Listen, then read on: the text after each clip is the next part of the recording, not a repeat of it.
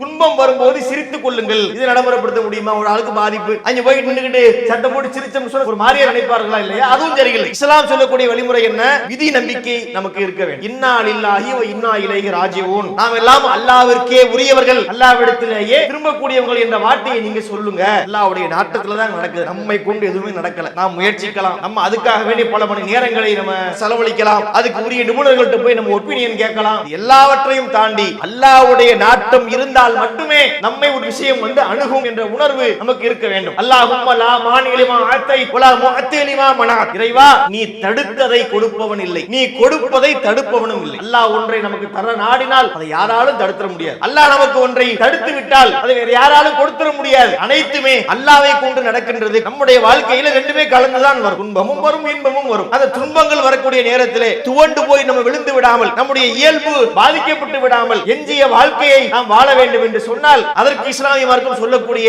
இந்த அறிவுரைகள் மிக முக்கியமாக இருக்கின்றது. கண்ணியம் நிறைந்த எல்லாம் வல்ல ஏக இறைவனின் நல்லடியார்களே, நாம் வாழுகிற பூமி பந்திலே கோடான கோடி உயிரினங்களை அல்லாஹ் படைத்திருக்கின்றான். ஒவ்வொரு உயிரினங்களுக்கென்றும் ஒரு இயல்புகளை ஏற்படுத்தி இருக்கின்றான். அல்லாஹ்வுடைய நாட்டத்தின் அடிப்படையில் அவை எவ்வளவு காலம் வாழ வேண்டுமோ வாழ்ந்து அதன் காலம் முடியும் பொழுது அது இறந்து போகின்ற காட்சியை நாம் பார்க்கின்றோம். மனிதனையும் அல்லாஹ் அப்படித்தான் படைத்திருக்கின்றான். மனிதனுக்கு கூடுதலாக பகுத்தறிவு என்ற ஒன்று வழங்கப்பட்டு விட்டது. பகுத்தறிவு என்ற ஒன்று வழங்கப்பட்டு விட்டாலும் மனிதன் தான் நினைத்தது அனைத்தையுமே சாதித்து விட முடியாது. அவையும் அல்லாஹ்வுடைய நாட்டத்தின் அடிப்படையில் தான் நடக்கின்றன என்பதை நம்ம புரிந்து கொள்ள வேண்டும். மனிதன் தன்னுடைய வாழ்க்கையை மகிழ்ச்சிக்குரியதாகவே ஆக்க வேண்டும் என்று விரும்புகின்றான். எந்த கஷ்டமும் நமக்கு வரக்கூடாது, சின்ன ஒரு சங்கடம் கூட நம்முடைய வாழ்க்கையிலே ஏற்பட்டு விடக்கூடாது, மகிழ்ச்சியாக வாழ்ந்து நாம் மரணித்து விட வேண்டும் என்று அவன் நினைக்கின்றான். ஆனால் இப்படி நடப்பதற்கு வாய்ப்பில்லை. ஒரு மனித வாழ்க்கை என்பது இன்பங்களும் துன்பங்களும் கலந்த கலவையாகத்தான் இருக்கும். எந்த ஒரு மனிதனுக்காவது பிறப்பில் இருந்து இதுவரை எனக்கு எந்த கஷ்டமுமே வரவில்லை என்று சொல்ல முடியுமா? அப்படி சொல்ல முடியாது. அதே போல இன்னொரு மனிதர் என்னுடைய பிறப்பு முதல் இப்போது வரைக்கும் எனக்கு எந்த துன்பங்களும் நடந்ததே இல்லை என்றும் சொல்ல முடியாது. இன்பமும் துன்பமும் கலந்த கலவைதான் மனித வாழ்க்கை. இதை நம்ம புரிந்து கொள்ள வேண்டும். இந்த வாழ்க்கை எப்படி நமக்கு அமைகின்றது, இந்த இன்ப துன்பங்கள் எப்படி ஏற்படுகின்றன என்பதை நம்ம கவனத்தில் கொள்ளணும். ஏன்னா இது பற்றிய ஒரு புரிதல் நமக்கு இல்லை என்று சொன்னால் நம் வாழ்க்கையிலே நடக்கின்ற இன்பங்களும் நம்மை பாதிக்கும், துன்பங்களும் நம்மை பாதிக்கும். இவை நம்மால் ஏற்படக்கூடியவை அல்ல. அது நமக்கு சங்கடம் தரும் நிகழ்வாக இருந்தாலும் சந்தோஷம் தரும் நிகழ்வாக இருந்தாலும் இந்த இரண்டுமே அல்லாஹ்வுடைய நாட்டப்படி நடக்கிறது என்ற உணர்வு, விதியின்படி நடக்கின்றது என்கின்ற அந்த சிந்தனை நமக்கு இருந்து கொண்டே இருக்க வேண்டும். அதனால்தான் இஸ்லாமிய மார்க்கம் விதியை ஈமானுடைய அடிப்படையிலே ஒன்றாக வைக்கின்றது. 6 விஷயங்கள் நம்ம அடிப்படையாக நம்பிக்கை கொள்ள வேண்டும். அல்லாஹ்வை நம்புவது, மலக்குகளை நம்புவது, நபிமார்களை நம்புவது, மறுமை நாளை நம்புவது, இந்த மாதிரி 6 விஷயங்களை சொல்லும் போது அதுல ஒன்றாக என்ன சொல்லப்படுது அப்படின்னா, வான் துமின பில் கத்ர் கைரிஹி வ ஷர்ரிஹி, நல்லதாக இருந்தாலும் தீயதாக இருந்தாலும் இந்த இரண்டுமே விதியை கொண்டுதான் நடக்கிறது என்பதை நீ நம்பிக்கை கொள்ள வேண்டும் என்று மார்க்கம் சொல்லி இருக்கின்றது. எனவே விதி நம்பிக்கை என்பது ரொம்ப அடிப்படை. அல்லாஹ் விதியை ஏற்படுத்தி இருக்கின்றான், அதை கொண்டுதான் இந்த உலகத்திலே உள்ள அனைத்து காரியங்களும் நடக்கின்றது என்ற உணர்வு இருக்கின்றதே, இது நமக்கு அதிகமாக இருக்க வேண்டிய ஒன்றாக இருக்கின்றது. ஏன்னா மனித வாழ்க்கையில மகிழ்ச்சி என்பது ஒரு ரகம். அதை மனிதன் ஈஸியாக எடுத்துக்கொள்வான், அதிலே பயணித்து விடுவான். ஆனால் ஒரு பாதிப்பு வரக்கூடிய நேரத்திலே, ஒரு சோதனை வரக்கூடிய நேரத்திலே அதை அவனால் தாங்கிக் கொள்ள முடியாது, நொறுங்கி விழுந்துருவான். அப்பளம் நொறுங்குவதை போல அவன் உள்ளமும் நொறுங்கி போய்விடும். சிறிய அளவிலான சோதனைகள் ஒரு விதம், சின்ன அளவில் ஒரு சைக்கிள் காணா போச்சு, அது ஒரு கவலையை தரும். அவனுக்கு பிள்ளை மௌத்தா போயிட்டான்னா அதுக்கு வரக்கூடிய கவலை ரெண்டும் ஒண்ணா இருக்காது. சைக்கிள் துளைந்த போது ஏற்பட்ட கவலையும் அவனுடைய பிள்ளை மரணித்த போது ஏற்பட்ட கவலையும் ஒன்றா? இல்லை. அதை விட இது பல மடங்கு அவனை பாதிக்கக்கூடிய ஒன்றாக இருக்கும். இது மாதிரியான பாதிப்புகள் ஒரு மனிதனுக்கு ஏற்படக்கூடிய நேரத்திலே அதை அவன் எவ்வாறு எதிர்கொள்ள வேண்டும், எவ்வாறு தன்னுடைய உள்ளத்தை பக்குவப்படுத்திக் கொள்ள வேண்டும் என்கின்ற ஒன்று இருக்குது. ஆறுதல் சொல்வது என்பது நம்ம ஆறுதல் சொல்லுவோம், கவலைப்படாதீங்க, அல்லாஹ் நமக்கு தருவான், பொறுமையாக இருங்கள், சகித்துக் கொள்ளுங்கள் என்று நம்ம சொல்லலாம். இது ஒரு புறத்தில் இருந்தாலும் அடிப்படையில் இருந்தே அவனை சீர் செய்ய வேண்டிய சில விஷயங்கள் இருக்கின்றது. அதில் இந்த விதி நம்பிக்கை என்ற ஒன்று முக்கியமான ஒன்று. என்ன இஸ்லாமிய மார்க்கம் சொல்கிறது அப்படின்னா, ஒரு ஆளுக்கு ஒரு பாதிப்பு வருது அப்படின்னா அதை அவர் கிரகித்துக் கொள்வதற்கு, தாங்கிக் கொள்வதற்கு சில அடிப்படைகளை நம்ம அவர்களுக்கு சொல்லலாம். முதலாவது அடிப்படை என்ன அப்படின்னா, இந்த உலகத்திலே நடக்கக்கூடிய காரியங்கள் எதுவாக இருந்தாலும் அது அல்லாஹ்வுடைய நாட்டப்படி நடக்கின்றது என்பதை நம்ம புரிந்து கொள்ள வேண்டும். எதுவுமே நம்முடைய கையில் இல்லை, இதை நாம் தீர்மானிக்கவில்லை, படைத்த இறைவன் இதை நடைமுறைப்படுத்துகிறான் என்பது அவசியம். இன்னொன்னு கூடுதலாக மார்க்கம் என்ன சொல்லுதுன்னா, இது முன்னாடியே தீர்மானிக்கப்பட்டிருக்கு. அல்லாஹ் சொல்றான் திருமறை குர்ஆனிலே, மா அஸாபமின் முஸீபத்தின் ஃபில் அர்லி வலா ஃபி அன்ஃபுசிக்கும் இல்லா ஃபி கிதாபின் மின் கப்லி அன் நபரஹா. எவ்வளவு அழகான ஒரு வசனம் என்று பாருங்கள். இந்த பூமியிலோ அல்லது உங்களுக்கு ஏதாவது பாதிப்பு ஏற்பட்டாலோ அது முன்னரே ஒரு பதிவேட்டிலே, மூல பதிவேட்டிலே இல்லாமல் இல்லை, இது ஏற்கனவே தீர்மானிக்கப்பட்டிருக்குது. இந்த உலகத்தில் ஒரு கஷ்டம், ஒரு பிரச்சனை அல்லது நமக்கு ஒரு பிரச்சனை அப்படின்னா நம்ம என்ன நினைக்கிறோம், இன்னைக்கு இப்படி ஆயிருச்சே, இந்த தினத்திலே தான் நமக்கு ஒரு பாதிப்பு வருமா நம்ம நினைக்கிறோம். நமக்கு தெரிஞ்சது இன்னைக்கு தான், நமக்கு நடந்த பிறகுதான் அறிந்து கொள்ள முடியும். ஆனா மார்க்கம் என்ன சொல்கிறது என்றால், இதை நம்ம முன்னாடியே முடிவு செய்து விட்டோம், இது முன்பே இது பதிவு செய்யப்பட்டிருக்குது என்று அல்லாஹ் சொல்கின்றான். இதை விளக்கக்கூடிய நபிமொழிகளிடம் எடுத்து பார்க்கும்போது திர்மிதியிலே பதிவு செய்யப்படும் ஹதீஸை பார்க்கின்றோம். கத்தரல்லாஹுல் மகாதீர கபுல ஐ யஹ்லுக சமாவாத்தி வல் அர்ல். அல்லாஹ் வானங்கள் பூமியை படைப்பதற்கு பி 50 அல்ஃப சனா, 50,000 ஆண்டுகளுக்கு முன்பாகவே விதியை எழுதிவிட்டான். இப்ப நம்ம வாழக்கூடிய பூமி இருக்கு, வானம் இருக்கு, வானத்தில் ஏராளமான கிரகங்கள் இருக்கு, அதுல ஒரு இயக்கம் இருக்குது, நமக்கு தெரியும். இந்த வான பூமி எல்லாம் படைக்கப்பட்ட பிறகு நம்ம வந்திருக்கிறோம் உலகத்துல. பூமி படைக்கப்பட்டு பல ஆயிரக்கணக்கான ஆண்டுகளுக்கு பிறகு நம்ம இந்த உலகத்துக்கு வந்திருக்கிறோம். ஆனா மார்க்கம் என்ன சொல்லுதுன்னா, வானங்கள், இந்த பூமி இவையெல்லாம் படைக்கப்படுறதுக்கு 50,000 ஆண்டுகளுக்கு முன்பாகவே அல்லாஹ் விதியை எழுதிவிட்டான். எல்லாமே எழுதப்பட்டிருக்கு. நம்ம எப்போவெல்லாம் பிறப்போம், நமக்கு என்ன சாப்பாடு கிடைக்கும், நம்முடைய வாழ்க்கை எப்படி இருக்கும், நமக்கு வரக்கூடிய பாதிப்புகள் என்ன, நமக்கு குழந்தை பிறக்குமா பிறக்காதா, நம்முடைய மரணம் எப்போது என்ற அனைத்தையுமே அல்லாஹ் எழுதிவிட்டான். அந்த விதிப்படிதான் இப்போது நடந்து கொண்டிருக்கிறது. அல்லாஹ் நமக்கு விதியாக எதை எழுதி வைத்திருக்கின்றானோ, ஜப்பத்தி சுகுஃபு ருஃபியத்தில் அக்லாமு ஜப்பத்தி சுகுஃபுன்னு ஹதீஸ்ல வருகின்றது. எழுதப்பட்ட பேனாக்கள் உயர்த்தப்பட்டு விட்டன, எழுதப்பட்ட ஏடுகளோ மையும் காய்ந்து போய்விட்டது, கரெக்ஷனுக்கு வேலையே இல்லை.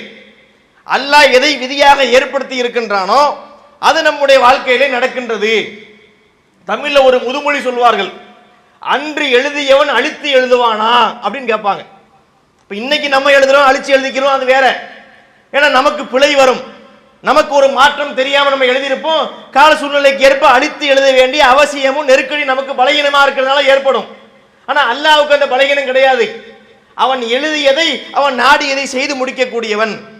அப்ப இதுல எவ்வளவு ஒரு முக்கியமான செய்தி இருக்குன்னு பாருங்களேன்.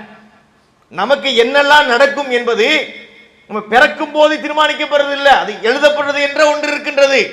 அதுக்கு முன்பாகவே 50,000 ஆண்டுகளுக்கு பூமி படைக்கப்படுறதுக்கு, வானம் படைக்கப்படுறதுக்கு 50,000 ஆண்டுகளுக்கு முன்னாடி எழுதப்படுதுன்னு சொன்னா எவ்வளவு ஒரு ஆறுதல் நமக்கு இருக்குன்னு பாருங்களேன். இதையே முன்னாடி சொல்றாரு, என்ன ஆறுதல்?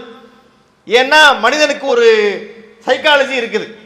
எந்த ஒரு காரியமும் முன்னரே தீர்மானிக்கப்பட்டது அப்படின்னு சொன்னா அதுல அவனுக்கு ஒரு ஆறுதல் இருக்கு. இப்போ ஒரு ஆளுக்கு உடம்பு சரியில்லை, வைத்தியம் பார்க்கிறார், மருத்துவர் பரிசோதிக்கிறார், எல்லா ஸ்கேன் ரிப்போர்ட் எல்லாம் பார்த்து விட்டு இவருடைய உடம்பு தாங்காதுங்க, ஒரு வாரம் 10 நாள்ல இவருடைய காலம் முடியும் போல தெரிகின்றது, சொந்த பந்தங்களை கூட்டிட்டு வந்து காட்டுங்க அப்படிலாம் சில வார்த்தையில சொல்லிடுவார். உடனே இவங்க அந்த மைண்ட் செட்டுக்கு வந்துருவாங்க. சரி டாக்டர் சொன்னது மாதிரி இன்னொரு 10 நாள் தான் இருப்பார் போல இருக்கு என்று நினைக்கி வந்துருவாங்க.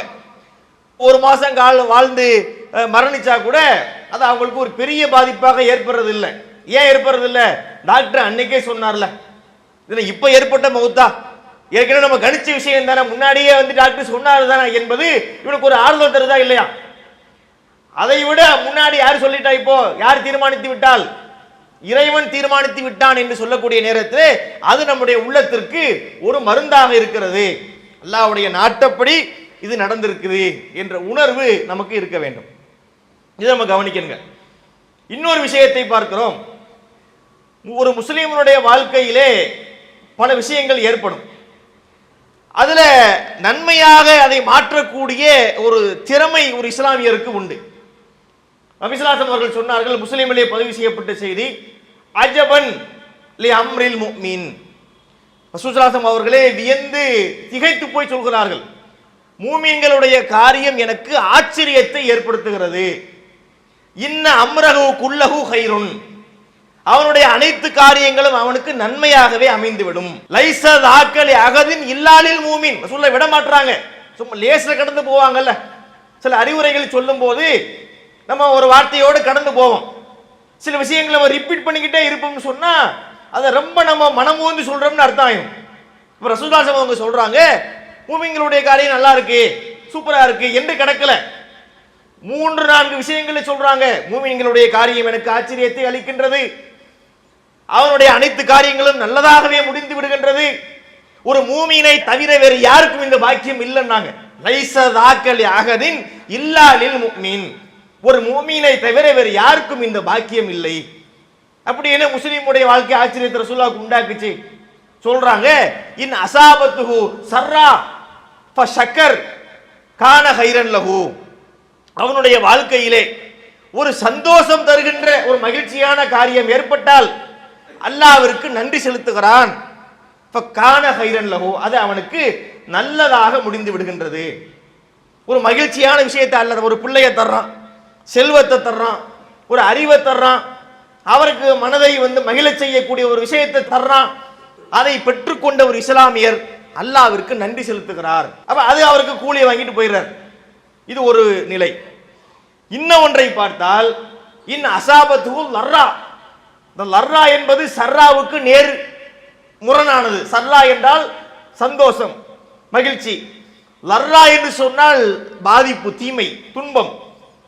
துன்பம் ஏற்படக்கூடிய நேரத்தில் என்ன பண்றது அப்படின்னா சபர், அவன் பொறுமையை மேற்கொள்கிறான்.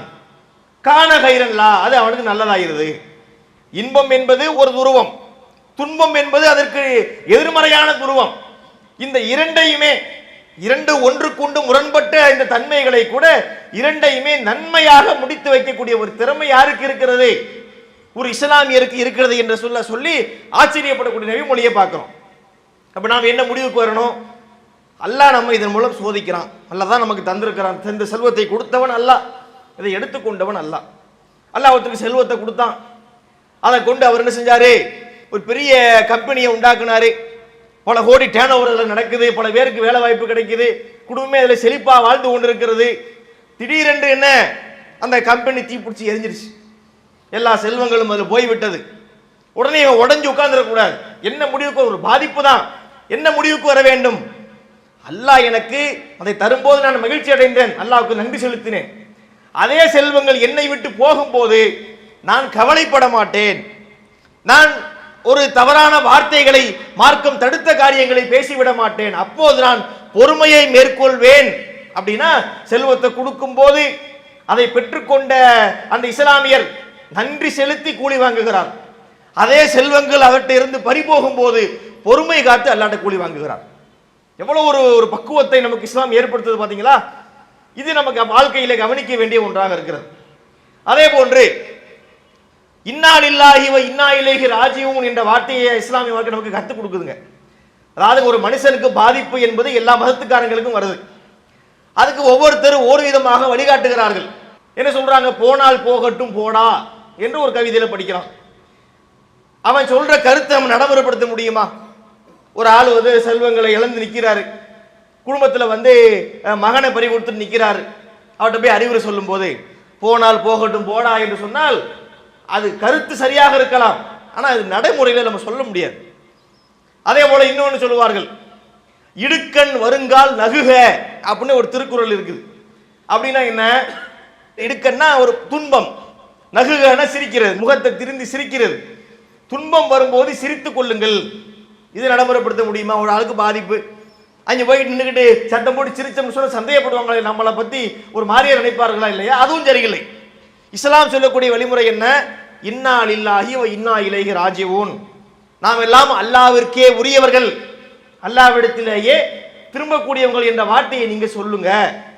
அப்ப எவ்வளவு அழகான விஷயங்கள் இஸ்லாம் நமக்கு கற்றுக் கொடுக்குதுன்னு பாருங்க. இது அனைத்திற்கும் நமக்கு என்ன உணர்வு வேண்டும்? ஒரு விதி நம்பிக்கை நமக்கு இருக்க வேண்டும். அல்லாஹ்வுடைய நாட்டத்தில் தான் நடக்குது, நம்மை கொண்டு எதுவுமே நடக்கல.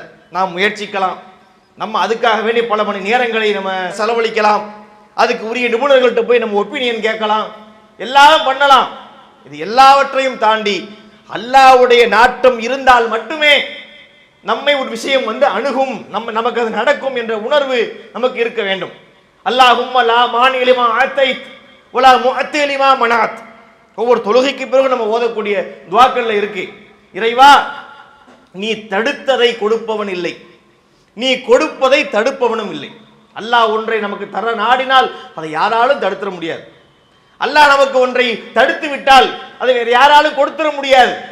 அனைத்துமே அல்லாஹ்வை கொண்டு நடக்கின்றது. குல்லை யுசீபனா இல்லாமா கத்தபுல்லாஹுலனா, அல்லாஹ் விதித்ததை தவிர வேறு எதுவும் எங்களை அணுகாது என்பதுதான் நல்ல முஸ்லிம்களுடைய வார்த்தைகளாக இருக்க வேண்டும் என்று மார்க்கம் சொல்கிறது. இந்த அடிப்படைகளை நம்ம புரிந்து கொண்டால் நம்முடைய வாழ்க்கையில ரெண்டுமே கலந்துதான் வரும், துன்பமும் வரும் இன்பமும் வரும்.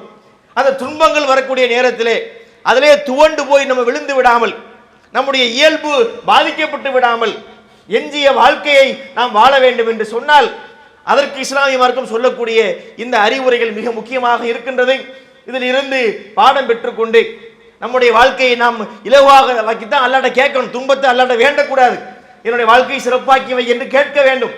அதை தாண்டி நம்முடைய வாழ்க்கையில் ஒரு துன்பம் வந்தது என்று சொன்னால் அதற்காக மார்க்கம் சொல்லித்தரக்கூடிய இந்த வழிமுறைகளை கொண்டு அதை ஜீரணித்து பொறுத்து கொண்டு அல்லாஹ்விடத்திலே கூலி பெறுவதற்கு நம் முயற்சிகளை மேற்கொள்ள வேண்டும். வல்லல்லாஹ் நம் அனைவருக்கும் அந்த வாய்ப்பினை தருவானாக என்று கூறி முடிக்கின்றேன். வாஹிருதவானாம் அல்ஹம்துலில்லாஹி ரப்பில் ஆலமீன். அல்லாஹு அக்பர், அல்லாஹு அக்பர்.